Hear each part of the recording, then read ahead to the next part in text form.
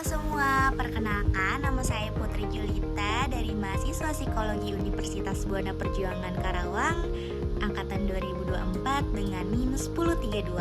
Di sini saya akan sharing dikit tentang apa itu psikologi industri dan organisasi. Mungkin ada beberapa orang yang belum tahu apa itu psikologi industri dan organisasi.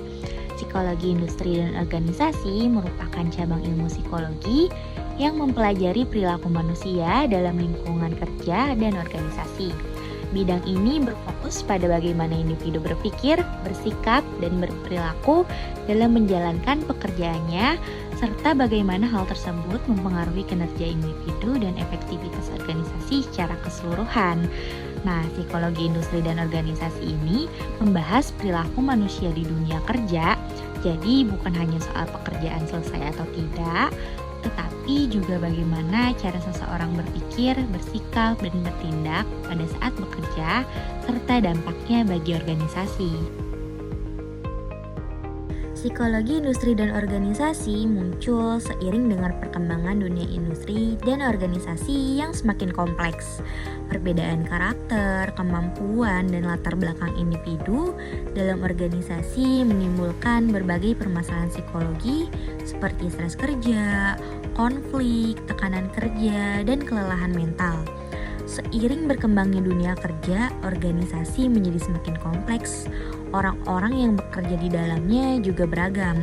Hal ini memunculkan berbagai masalah psikologi yang tidak bisa diselesaikan hanya dengan aturan kerja saja. Tujuan psikologi industri dan organisasi adalah meningkatkan kinerja dan produktivitas kerja, menempatkan individu sesuai dengan potensi dan kemampuannya, meningkatkan kepuasan serta kesejahteraan kerja, serta menciptakan lingkungan kerja yang sangat sehat dan efektif. Tujuan utama dari psikologi industri dan organisasi sebenarnya adalah menyeimbangkan kepentingan organisasi dan karyawan. Organisasi ingin kinerja yang tinggi, sementara karyawan ingin bekerja dengan nyaman dan sejahtera.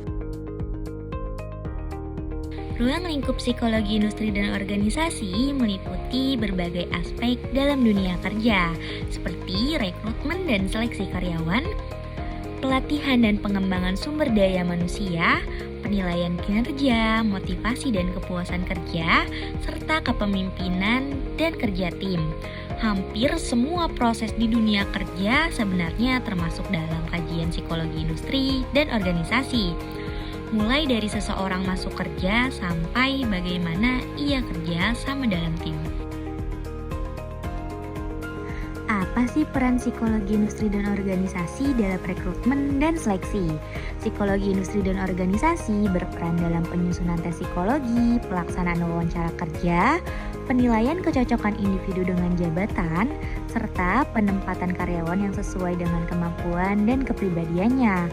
Tes psikologi dan wawancara kerja bukan bertujuan menyulitkan pelamar, tapi untuk memastikan bahwa individu yang diterima sesuai dengan posisi yang akan dijalaninya. Selanjutnya ada motivasi kerja. Motivasi kerja merupakan dorongan internal dan eksternal yang mempengaruhi semangat, ketekunan, dan komitmen karyawan dalam bekerja. Motivasi kerja yang baik akan berdampak positif pada kinerja individu yang mencapai tujuan organisasi. Nah, motivasi kerja tiap orang berbeda-beda. Ada yang termotivasi oleh gaji, ada yang oleh lingkungan kerja, dan ada juga yang karena merasa dihargai. Motivasi yang baik sangat berpengaruh terhadap kinerja. Kepuasan kerja karyawan. Kepuasan kerja adalah kondisi di mana emosional positif yang dirasakan karyawan terhadap pekerjaannya. Kepuasan kerja dipengaruhi oleh lingkungan kerja, hubungan dengan rekan dan atasan, sistem penghargaan, serta kesempatan untuk berkembang. Nah, kepuasan kerja biasanya terbentuk dari pengalaman sehari-hari di tempat kerja, kayak misalnya karyawan merasa nyaman dan dihargai, maka kepuasan kerja akan meningkat. Kepemimpinan memiliki peran yang sangat penting dalam mempengaruhi perilaku, motivasi, dan kinerja karyawan. Gaya pemimpin yang baik dapat menciptakan suasana kerja yang positif serta membangun budaya organisasi yang sehat. peran pemimpin ini sangat besar dalam organisasi. Cara pemimpin berkomunikasi dan bersikap dapat mempengaruhi semangat kerja karyawan secara langsung. Ada beberapa manfaat dalam penerapan psikologi industri dan organisasi, yaitu seperti peningkatan efektivitas kerja, penurunan konflik kerja, peningkatan kepuasan dan loyalitas karyawan, serta terciptanya lingkungan kerja yang lebih sehat. Dengan penerapan psikologi industri dan organisasi yang baik, organisasi tidak hanya menjadi lebih produktif, tetapi juga mampu menciptakan lingkungan kerja yang lebih nyaman bagi karyawannya.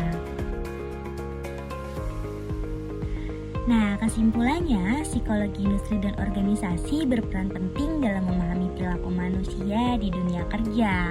Dengan memahami aspek psikologis karyawan, organisasi dapat mencapai tujuan secara efektif tanpa mengabaikan kesejahteraan individu. Psikologi industri dan organisasi sangat dekat dengan kehidupan kerja sehari-hari dan membantu menciptakan keseimbangan antara kinerja organisasi dan kesejahteraan karyawannya.